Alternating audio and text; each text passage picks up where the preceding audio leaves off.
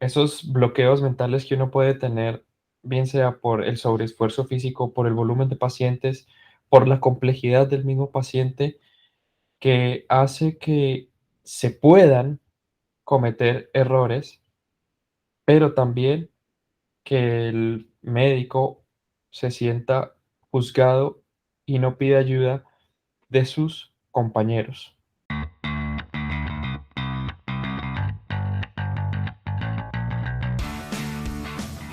Bienvenidos a Podmédicos, el podcast de medicina para cuidadores de la salud.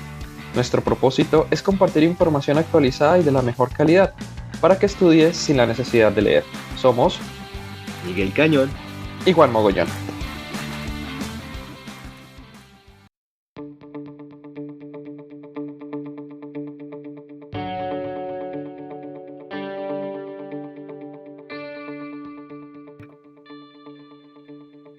Así que bueno, buenos días, buenas tardes y buenas noches. Bienvenidos a otro capítulo de Postmédicos.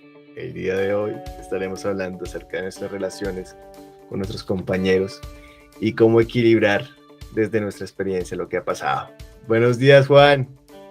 Hola Miguel, buenos días, buenas tardes o buenas noches a todos nuestros oyentes que nos acompañan hoy una vez más en esto que se llama Podmédicos, en esta serie de capítulos que no son académicos, pero que sí hablamos de temas que son importantes, que son de esos temas que todo el grupo sanitario sabe que existen, pero que no se habla de una manera eh, abierta y que pues es importante seguir hablando de estos temas, ir creando comunidad, ir creando eh, una unidad entre el grupo de médicos porque, como lo hemos mencionado, no hay unidad en el grupo de médicos. Y de eso vamos a hablar el día de hoy, básicamente. Pues sí. Juan, quisiera abrir esta conversación con una pregunta, y es que en algún momento, cuando estás comentando en un escenario informal, digamos que estás cenando con alguien o estás comiendo con alguien y estás compartiendo tu experiencia, hiciste XY cosa con un paciente y de pronto la otra persona que puede hacer que sea médico te queda mirando como que, pero ¿qué hiciste? Como a manera de casi que te juzgue. Bueno, eso yo creo que, como hemos mencionado en los capítulos anteriores, el nivel de competitividad que existe en este mundo es altísimo. Y hay colegas que juzgan de una manera muy agresiva, por decirlo de alguna manera. Y yo creo que juzgar de una manera retrospectiva es mucho más fácil que si se está en el momento en el que ocurren las cosas. Por ejemplo, si yo estoy comentando a un paciente de cómo me llegó, cuál fue mi actuación en el momento y qué fue lo que hice, muchas veces los colegas no entienden cómo fue ese momento, cómo en realidad llegó el paciente, porque una cosa es escucharlo y leerlo, a vivirlo y evidenciarlo. Muchas veces, por ejemplo, cuando nosotros estamos en el rural, teníamos que remitir a nuestros pacientes o derivarlos a lugares de mayor complejidad. Uno intentaba plasmar en la historia clínica cómo llegó el paciente, detallándolo pues en una adecuada anamnesis y un examen físico correcto. Sin embargo, muchas veces en el centro de remisión o donde llegaba el paciente, los médicos que estaban allá juzgaban el manejo, juzgaban la conducta, juzgaban el seguimiento, sin siquiera conocer cómo había llegado, qué recursos teníamos y qué opciones, tanto diagnósticas como terapéuticas, teníamos en su momento, sino que de una vez juzgan sin tener un conocimiento previo. Y esto Sí, también pasa en las cenas o en los tardeos que se hace entre amigos y colegas. ¿A ti te ha pasado? sí, fíjate que tú nos pudiste plasmar un mejor ejemplo que ese que en el cual tenemos un escenario donde un paciente X llega con ciertas condiciones y como suele ser la historia natural de la enfermedad, pues evoluciona, cambia. La presentación de la enfermedad en el paciente no es la misma 3 a 4 a 5 a 6 horas después, en el momento que uno toma la decisión y que pues naturalmente en estas remisiones pues hay un tiempo de traslado. Y en vez de construir con base a lo que uno plasma en su historia clínica, muchas veces viene la anulación del criterio, ¿no? Digamos que pues la real experiencia es aprender a que el paciente puede cambiar y que así como pues las cosas pueden empeorar, las cosas también pueden mejorar. Y quiero uno lo que busca pues más que gastar recursos, y no solamente con recursos me refiero a dinero, a movilizar una ambulancia, a quitarle tiempo, entre comillas, tiempo al compañero, es dignificar al paciente, que pues si no tengo este recurso, pues voy a hacer lo posible pues para que lo tenga, ¿no? Y en vez de construir sobre eso, entenderé que pues, posiblemente o potencialmente puede mejorar. Queda la sensación de que anulan tu criterio y que lo peor que se puede hacer es plasmar esa idea en los pacientes y que el paciente quede con la sensación de que no estamos hablando el mismo lenguaje, y realmente sí pasa eso. No sé, se llama el lenguaje de la Total. competitividad, ¿sí? El, es que estás hablando tan bien que sí, anulan el concepto, anulan el criterio, y eso hace que la relación médico-paciente se deteriore, así uno tenga razón en el inicio. Y pues bueno, si me lo permites, cuento una experiencia de un paciente que recuerdo mucho en mi servicio social obligatorio. Se trata, pues, si me permites, ¿no? Bueno, Bueno, se trata de un abuelito institucionalizado en hogar geriátrico con una demencia de base y un estado basal, digámoslo, un Glasgow 9 en su estado basal, que consultó por síntomas respiratorios, por lo que, conociendo ya previamente su estado basal, se enfocó más hacia una infección respiratoria y obviamente requería eh, hospitalización e ingreso en un centro de mayor complejidad, porque donde yo estaba no había hospitalización. Cuando fue derivado, el médico que lo recibió ni siquiera leyó la historia clínica, sino inmediatamente llamó al hospital a insultarme delante del paciente, a decir que yo no sabía nada de medicina y que el paciente lo que tenía era un accidente cerebrovascular. Yo único que dije de una manera pues decente es: doctor, por favor lea la historia clínica, que el paciente ya tiene un déficit de su estado basal per se. Me colgó el teléfono, no me escuchó. Bueno, obviamente yo pasé la queja y me enteré que pues obviamente el pacientico sí estaba con una neumonía multilobar y lo estaba tratando medicina interna por ese mismo diagnóstico, el cual se pensó de antemano, pero obviamente los familiares del paciente al principio dudaron de nuestra atención prestada, como, como puede suceder. claro. Entonces esa anulación es absurda. Sí, mira, fíjate que está muy mediada por la arrogancia, y es un tema que en las facultades pues lamentablemente no se puede lidiar tan fácilmente, ¿no? Es como pues ya con uno con la bata puesta es difícil bajarte de esa nube, ¿no? Ya es con la vida que te das cuenta que pues, hasta la bata ya no se usa. Entonces,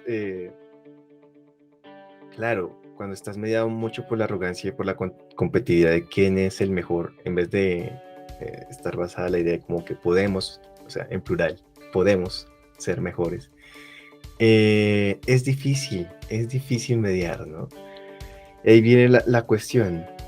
Esta semilla de la competencia hace que tomemos decisiones que en su principio pudieron haber sido buenas, pero lamentablemente hasta yo mismo lo he experimentado.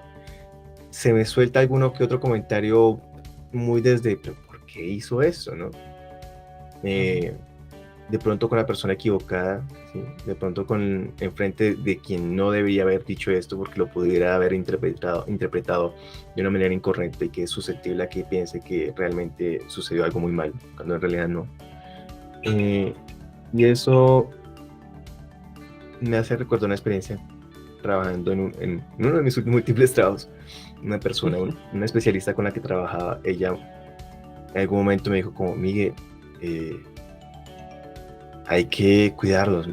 Mira que dijiste esto y pues es posible que sí, que haya errado el doctor y que tengamos que explicarle al paciente en su momento, en su contexto, ¿sí? Lo que sucedió.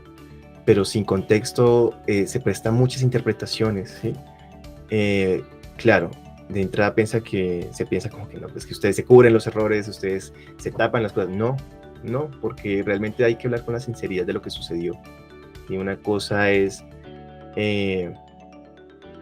una situación de emergencia, otra cosa es una situación de falta de recursos cuando uno tiene los plenos recursos y pues bueno, en fin. Y ella me decía como que pues no, mira que hoy dijiste ese comentario con ese compañero, mañana vas a ser tú, ¿sí? Y entré en conciencia, como que yo no me he dado cuenta de que sí, que me dio un poco de la arrogancia y como de, es que estoy estrenando conocimiento nuevo, me leí la nueva revisión de manejo de antidepresivos. Pues no siempre es así, ¿no? Fíjate que eso viene a socavar mucho la confianza entre otros compañeros y que a la hora de tomar decisiones no puedas comentarle cosas a otras personas porque sientes que va a estar mal, ¿sí? Y no siempre claro, uno puede buscar esta información en los libros, pero no hay nada como sentirse apoyado desde otro punto de vista de la óptica de otro ser humano que también ha tenido una experiencia en medicina. Y eso te ayuda, ¿no? Es cierto, y a veces creo que yo también lo he hecho y muchas veces no pido ayuda por ese miedo a que, caramba, soy médico, debería saberlo y me pueden estar juzgando por no tener claro algo del paciente en ese momento exacto del curso natural de la enfermedad. Esos bloqueos mentales que uno puede tener, bien sea por el sobreesfuerzo físico, por el volumen de pacientes, por la complejidad del mismo paciente, que hace que se puedan cometer errores, pero también que el médico se sienta juzgado y no pide ayuda de sus compañeros Sí. por el hecho de que, ¿qué dirán si no sé? Y como esto es una competencia, no nos podemos, entre comillas, permitir no saber algo. Y me acuerdo pues perfectamente de una frase que decía un profesor, o que decían varios profesores, de que el que solo sabe de medicina, ni de medicina sabe. Y pues yo creo que desde este capítulo podríamos empezar a crear invitación de que nos apoyemos como grupo, como médicos, de que entendamos de que una cosa es ver hacia atrás, o sea, de manera retrospectiva, y otra cosa es estar en el momento. Estoy siendo muy reiterativo con esto porque es un punto importante que puede hacer perder mucho colegaje, mucha amistad y puede hacer perder también relación médico-paciente. Es cierto, muchas veces de las cosas que aprendemos realmente son de las personas que han tenido más experiencia y eso nos lleva a relegar de pronto a la falta de ponderación o de la importancia de personas como los auxiliares de enfermería y el personal de enfermería per se o quizás hasta de pronto las personas administrativas en cuanto por ejemplo al tema de vigilancia, o sea los vigilantes. Y es que de ellos he recibido tantas lecciones de vida y he tenido tanto aprendizaje que ellos saben cuando uno se siente dudoso y lo llevan a otra parte como doctor está bien, yo se da cuenta que pues uno puede pedir ayuda como que oye tú en tu concepto ¿qué piensas? ¿Qué opinas de esto?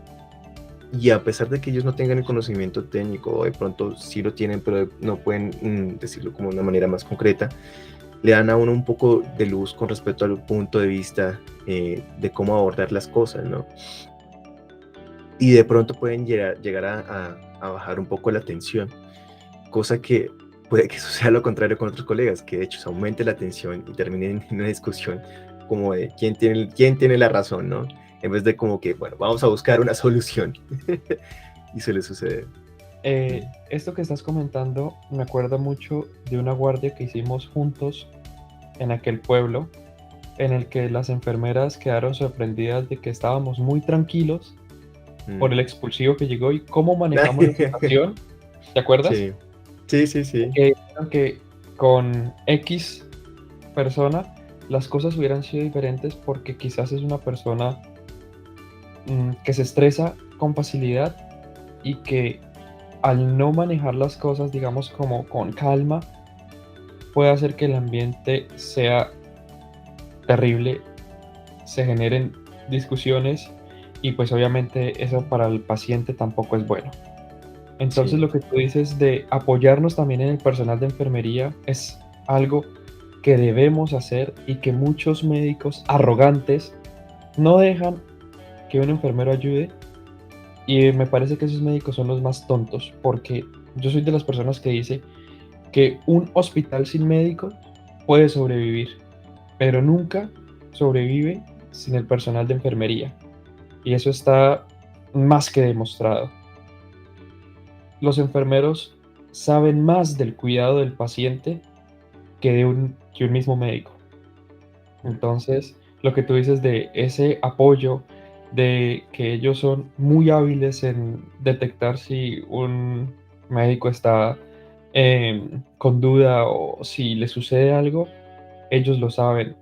Y el apoyo es de todo el equipo de salud, porque Ujú. debemos recordar nuestro juramento hipocrático, que es por nosotros, por nuestros pacientes y por nuestros familiares. Ujú. Primum non nocere. Entonces, pues, este es un punto totalmente importante. Claro, poder horizontalizar nuestras relaciones, no ver la jerarquía de manera vertical, o sea, como de quién está arriba, quién está abajo, sino más bien, sí, claro, hay un líder y eso tiene que ser así, pero el poder hablar de frente a los ojos sin que estés viendo desde arriba hacia abajo, cambia mucho las Total. cosas, ¿no?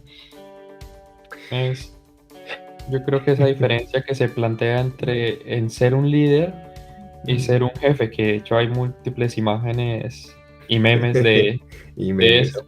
sí, claro.